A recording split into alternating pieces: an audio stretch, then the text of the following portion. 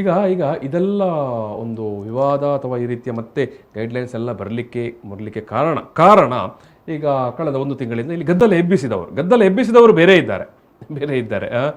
ಗದ್ದಲ ಎಬ್ಬಿಸಿದವ್ರದ್ದೆಲ್ಲ ಟಾರ್ಗೆಟ್ ಏನಿತ್ತು, ಮಸೀದಿಯಲ್ಲಿದ್ದ ಮೈಕವನ್ನು ಕೆಳಗಿಳಿಸಬೇಕು ಅಂತ ಒಂದೇ ನೇರವಾಗಿ ಹೇಳಿಕೊಂಡು ಬಂದು, ಇಲ್ಲದ್ರೆ ನಾವು ಮಸೀದಿ ಎದುರು ಹನುಮಾನ್ ಚಾಲಿಸ್ ಪಠಿಸ್ತೇವೆ ಅಥವಾ ಏನು ಪ್ರತಿಭಟನೆ ಮಾಡ್ತೇವೆ, ಈ ರೀತಿಯೆಲ್ಲ ಹೇಳಿಕೊಂಡು ಬಂದವರು ಇದ್ದರು. ಈಗ ತಮ್ಮಣ್ಣ ಶೆಟ್ರೆ ಸರ್, ಈಗ ನಮಗೆ ಮಸೀದಿಯ ಮೇಲೆ ಮಾತ್ರ ನಮ್ಮ ಕಣ್ಣು. ಈಗ ನೀವು ಹೇಳಿದ್ರಿ, ದೇವಸ್ಥಾನದಲ್ಲೂ ಅಲ್ಲಿ ಹನುಮಾನ್ ಚಾಲಿಸ್ ಇರ್ಬೋದು, ಭಕ್ತಿಗೀತೆ ಇರ್ಬೋದು, ಅಥವಾ ಶ್ಲೋಕ ಇರ್ಬೋದು, ಪಠಿಸಲಿ, ಅದು ಬೇಕು ಅಂತ. ಈಗ ನಾವು ಬರೀ ಇನ್ನೊಬ್ಬರಾದ ಧರ್ಮವನ್ನು ತೋರಿಸಿ ಅಲ್ಲಿ ಹಾಗೆ ಆಗಿದೆ, ಇಲ್ಲಿಗೆ ಆಗಬೇಕು, ಅಲ್ಲೇ ಹಾಗೆ ಆಗಿದೆ, ಇಲ್ಲಿಗೆ ಆಗಬೇಕು ಅಂತ ಹೇಳಿಕೊಂಡು ಹೋದರೆ ಇಂತಹ ಸನ್ನಿವೇಶಗಳು ಸೃಷ್ಟಿಯಾದಾಗ ಈಗ ಅದನ್ನು ಯಾವ ರೀತಿ ಅದನ್ನು ಇದು ಮಾಡೋದು ಸರ್? ಇದು ನಿದ್ದೆ ಬಂದವನನ್ನು ಎಬ್ಬಿಸಲಿಕ್ಕೆ ಆಗ್ತದೆ, ನಿದ್ದೆ ಬಂದಾಗೆ ಮಾಡಿದವನನ್ನು ಎಬ್ಬಿಸಲಿಕ್ಕೆ ಕಷ್ಟ. ಇಲ್ಲಿ ಏನಂತ ಹೇಳಿದೆ, ಈ ಸ್ಪರ್ಧೆಗಳ ಮಧ್ಯದಲ್ಲಿ ಎಲ್ಲೋ ಒಂದು ಕಡೆ ಸಮಸ್ಯೆಗಳನ್ನು ಈಗ ಏನು ಸೃಷ್ಟಿ ಮಾಡ್ತಾ ಹೋಗೋದು ನನಗೆ ಸರಿ ಕಾಣೋದಿಲ್ಲ. ಯಾಕಂತ ಹೇಳಿದ್ರೆ ಇದು ನಾವು ಎಲ್ಲರೂ ಆಲೋಚನೆ ಮಾಡಬೇಕು. ಇದು ಎಲ್ಲವೂ ನಿನ್ನೆ ಮೊನ್ನೆ ಆರಂಭ ಆದದ್ದು ಅಲ್ಲ. ಇದರೊಟ್ಟಿಗೆ ಗೊತ್ತಾಯ್ತು ಎಲ್ಲ ವಿಚಾರಗಳು.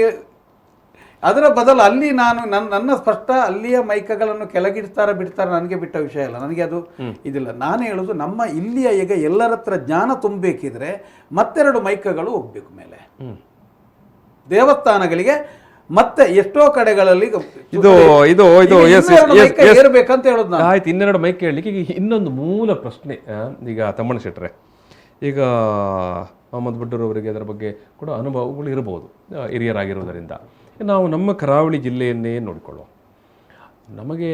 ನಿಮಗೆ ಒಂದು 8-10 ದೇವಸ್ಥಾನಗಳ ಹೆಸರನ್ನು ನಾವು ಹೇಳಬಹುದು. ದೊಡ್ಡ ಖ್ಯಾತ ಪುರಾಣ ಪ್ರಸಿದ್ಧ ಅಥವಾ ಭಾರಿ ದೊಡ್ಡ ಆದಾಯ ಬರುವಂಥ ದೇವಸ್ಥಾನಗಳು, ಜೊತೆಗೆ ಸರ್ಕಾರ ಹೇಳುವಂಥ ಎ ಗ್ರೇಡ್ ದೇವಸ್ಥಾನಗಳು ಅಂತ. ಎ ಗ್ರೇಡ್ 25 ಲಕ್ಷಕ್ಕಿಂತ ಹೆಚ್ಚು ಆದಾಯ ಬರುವಂಥದ್ದು ವಾರ್ಷಿಕವಾಗಿ ಎ ಗ್ರೇಡ್ ದೇವಸ್ಥಾನ. ಅದಕ್ಕಿಂತ ಕೆಳಗೆ ಅಂದರೆ 10 ಲಕ್ಷ ತನಕ ಆದಾಯ ಬರುವಂಥದ್ದು ಬಿ ಗ್ರೇಡ್ ದೇವಸ್ಥಾನಗಳು. ಅದಕ್ಕಿಂತಲೂ ಕೆಳಗೆ ಆದಾಯ ಬರುವಂಥದ್ದು ಸಿ ಗ್ರೇಡ್ ದೇವಸ್ಥಾನಗಳು ಅಂತ.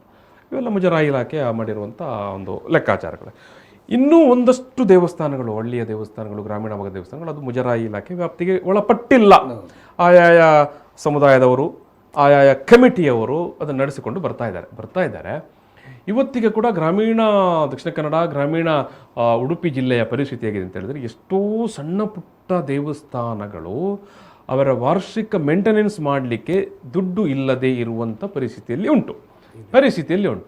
ಅಲ್ಲಿರುವಂಥ ಅರ್ಚಕರಿಗೆ ಒಂದು ಒಳ್ಳೆಯ ಗೌರವದ ಸಂಬಳವನ್ನು ಕೊಡಲಿಕ್ಕೆ ಕಷ್ಟಪಡುವಂಥ ದೇವಸ್ಥಾನಗಳು ಈ 2 ಜಿಲ್ಲೆಯಲ್ಲಿ ನೀವು ಲೆಕ್ಕ ಮಾಡಿದರೆ 100ಕ್ಕಿಂತ ಜಾಸ್ತಿ ಉಂಟು. ಇಂಥ ಸನ್ನಿವೇಶ, ಇಂಥ ಪರಿಸ್ಥಿತಿ ಉಂಟು. ಸೊ ಇಲ್ಲಿ ನೀವು ಅಂಥ ದೇವಸ್ಥಾನಗಳ ಅಭಿವೃದ್ಧಿ ಬಗ್ಗೆ ನೀವು ಏನು ಚಿಂತನೆ ಮಾಡಬಹುದಿತ್ತು ಅಥವಾ ಆ ದೇವಸ್ಥಾನಗಳ ಆರ್ಥಿಕ ಸ್ಥಿತಿಗತಿಯನ್ನು ಮೇಲಕ್ಕೆ ತರುವ ಬಗ್ಗೆ, ಅಥವಾ ಆ ದೇವಸ್ಥಾನಗಳಿಗೆ ಒಂದು ತ್ರಿಕಾಲ ಪೂಜೆ ಅಂತ ನಾವು ಹೇಳ್ತೇವೆ, 3 ಹೊತ್ತಿನ ಪೂಜೆ, ಅದಕ್ಕೆ ಬೇಕಾದಂಥ ಅರ್ಚಕರ ನಿಯುಕ್ತಿ, ನೇಮಕ, ಇದರ ಬಗ್ಗೆ ಎಲ್ಲ ಚರ್ಚೆ ಮಾಡಬೇಕಿತ್ತು ಇಲ್ವಾ? ನೀವು ಹೇಳಿ. ಖಂಡಿತ ಮಾಡಬೇಕಿತ್ತು. ಮಾಡಲಿಕ್ಕೆ ಎಲ್ಲಿಯೂ ಈಗ ಏನಂತ ಕೆಲವೊಂದು ಮಾತಿದೆ, ಧಾರ್ಮಿಕ ನಾಯಕರೆಲ್ಲರೂ ದೈವ ಭಕ್ತರಲ್ಲ ಅಂತ. ಧಾರ್ಮಿಕ ನಾಯಕರೆಲ್ಲರೂ ದೈವ ಭಕ್ತರಲ್ಲ ಹಾಗಂತೇಳಿ ಇದು ನಾನು ಯಾಕೆ ಹೇಳ್ತಾನೆ, ಇದೊಂದು ಈಗ ಅವರಿಗೆ ಎಲ್ಲಿ ದೊಡ್ಡ ಇನ್ಕಮ್ ಬರ್ತಾ ಇದೆ, ಇದರ ಬೆನ್ನಿಂದ ಇದ್ದಾರೆ ವಿನ ಬೆತ್ತೆ ಯಾವ ಚಿಂತನೆಯನ್ನು ಅದು ಮಾತ್ರ ಅಲ್ಲ. ಸಾಧಾರಣ ಎಲ್ಲ ಕಡೆ ನೋಡಿ, ಈಗ ನಮ್ಮ ಹತ್ರ ಹಣ ಎಷ್ಟಿಲ್ಲ, ಎಷ್ಟೋ ದೇವಸ್ಥಾನಕ್ಕೆ ನಾನು ಅನೇಕ ವೇದಿಕೆಯಲ್ಲಿ ಹೇಳಿದ್ದೇನೆ, ಈಗ ಇದು ಗಂಧದ ಬದಲು ಕೆಮಿಕಲ್ ಕೊಡ್ತಾರೆ. ಕೆಲವು ಜಾಗದಲ್ಲಿ ನೋಡಿ, ಕೆಲವು ಸ್ಥಳದಲ್ಲಿ ಎಲ್ಲ ಅವರ ವೈಜ್ಞಾನಿಕ ಕಟ್ಟಡಗಳನ್ನು ಕಟ್ಟುವುದು.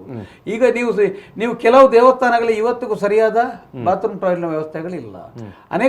ನಾವು ಯಾಕಂತ ಹೇಳಿದ್ರೆ ಇದರ ಬಗ್ಗೆ ಒಂದು ಸ್ವಲ್ಪ ಗಮನ ಹರಿಸಿ, ಅನೇಕ ನಮಗೆ ಸಮಸ್ಯೆಗಳ ಜಾಸ್ತಿ ಇದೆ. ಈಗ ಇದರ ಬಗ್ಗೆ ಒಂದಷ್ಟು ಗಮನ ಕೊಟ್ಟರೆ ಜನರಿಗೆ ಒಳ್ಳೆಯದಾಗ್ತದೆ. ಅದಕ್ಕೆ ಒಂದೇ ಕಾರಣ ಸರ್, ನಾನು ಹೇಳುವಂಥದ್ದು, ಮೊನ್ನೆ ಅವರು ಆರಂಭಿಸಿದ ಯಾವುದು ಸುಪ್ರಭಾತ ಏನಿದೆಯಾ, ಅಭಿಯಾನ ಇದೆಯಾ, ಇದರ ಮೂಲಕ ನಮಗೆ ಆ ದಿನಕ್ಕೆ 1 ಗಂಟೆ ನಾವು ಇದಕ್ಕೆ ಜನರಿಗೆ ಕೊಡುವಂಥ ಕೆಲಸ ಆಗಲೇಬೇಕು. ಮೈಕವನ್ನು ಇಳಿಸುವ ಬದಲು 4 ಮೈಕಗಳು ಏರಿದಾಗ ಮಾತ್ರ ಎಲ್ಲದಕ್ಕೂ ಎಲ್ಲರಿಗೂ ಈ ಸಮಸ್ಯೆಗಳನ್ನು ಹೇಳುವಂಥ ಒಂದು ವ್ಯವಸ್ಥೆ ಆಗಬಹುದು. ಯಾಕಂತ ಹೇಳಿದ್ರೆ ನೀವು ನೋಡಿದರೆ ಅನೇಕ ದೇವಸ್ಥಾನಗಳ ಪರಿಸ್ಥಿತಿಯನ್ನು ಈಗ ಈ ವೇದಿಕೆಯಲ್ಲಿ ಹೇಗೆ ನನಗೆ ಅದು ಕೆಲವು ಸಲ ಅದು ಹೇಳಲಿಕ್ಕೆ ಬರುವುದಿಲ್ಲ. ಯಾಕಂತ ಹೇಳಿದರೆ ಅಷ್ಟು ಬೇಜಾರಾಗಿದೆ. ಯಾಕಂದರೆ ನಾನು ಸೂಕ್ಷ್ಮವಾಗಿ ನೋಡಿ ಬಂದಿದ್ದೇನೆ. ಈಗ ಬಾತ್ರೂಮಿನ ಪರಿಸ್ಥಿತಿ, ಸ್ನಾನಗೃಹಗಳಿರ್ಬೋದು, ಒಂದು ವೇಳೆ 4-5 ಅಲ್ಲಿ ಬಾತ್ರೂಮ್ ಇದು ಇದ್ದರೂ ಸ್ವಚ್ಛ ಇಲ್ಲ, ಅದಕ್ಕೊಂದು ನೇಮಕ ಮಾಡುವ ಪರಿಸ್ಥಿತಿ ಇಲ್ಲ. ಬರೀ ಹಣದ ಲೆಕ್ಕಾಚಾರ, ಲಾಭದ ಲೆಕ್ಕಾಚಾರ ಅಲ್ಲದೆ ಎಲ್ಲವೂ ಸೋರಿಕೆ ಆಗ್ತಾ ಇದೆ. ಎಲ್ಲ ಕಟ್ಟಿದಂಥ ಕಟ್ಟಡಗಳು, ನೀವು ಆ ಜಾಗ ಹೇಳೋದಿಲ್ಲ, ಒಂದು 5-6 ಲೀಸ್ಟಿನ ಮುಂದಿನ ದಿನಗಳು ನಾನು ಬೇಕಾದರೆ ಕೊಡ್ತೇನೆ ನಿಮಗೆ. ಎಲ್ಲ ಅಲ್ಲಿರುವಂಥ ಉಪಕಟ್ಟಡಗಳಲ್ಲೆಲ್ಲ ಒಳಗಡೆ ನೀರು ಸೋರ್ತಾ ಇದೆ. ಎಸ್, ಇಂಥ ಪರಿಸ್ಥಿತಿಗಳು ಇದ್ದಾವೆ. ಇದರನ್ನು ಅಭಿವೃದ್ಧಿಪಡಿಸುವ ಬಗ್ಗೆ ನಾವು ಆಲೋಚನೆ ಮಾಡಬೇಕಾಗಿತ್ತು. ನಾವು ಬೇರೆ ಸಮುದಾಯದಲ್ಲಿ ಹಾಗೆ ಉಂಟು, ಇನ್ನೊಂದು ಧರ್ಮದಲ್ಲಿ ಹೀಗೆ ಉಂಟು ಅನ್ನುವಂಥ ಅದು ಪ್ರಧಾನ ವಿಚಾರ ಅಲ್ಲ ಅಂತ ನಿಮ್ಮ ಆಶಯ.